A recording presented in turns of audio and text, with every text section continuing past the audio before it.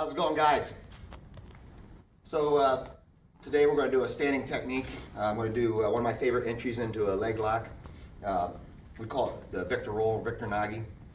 So a lot of times in jiu-jitsu you see a lot of poor posture than what you would in standard judo. So guys getting their grips and they're all bent up because they're bent over because they're looking for single legs, double legs, maybe jumping and pulling guard. So I want to avoid this mutual tie-up, but let's say we have it. What I'm going to do to get this arm, I want to get a cross grip.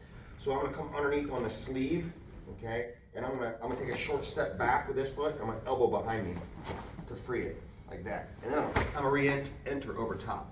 So the important part here, we're going to move this arm just so you can see what's going on. It's going to be a cross grip. And of course, all this is done while I'm moving, so I'm not right in front of the guy. I'm going to grab, and I don't want to just pull here because he's probably got a strong grip. I'm going to use my whole body. And now as soon as I get it out, I'm going to step forward and grab the back, right over by the lat muscle.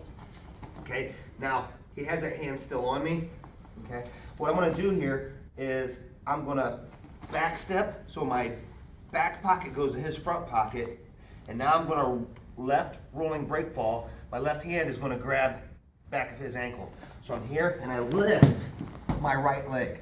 If you know the throw, like Uchimata, sweeping through, and now I've captured his leg. I'm going to cross my ankles, bite onto his butt, and then I can fall outside and finish the knee bar. Okay, I want to treat that mechanically just like an arm. This is Victor Nagi roll. You know, a lot of guys are loving leg locking entries right now, so I want to share this with you.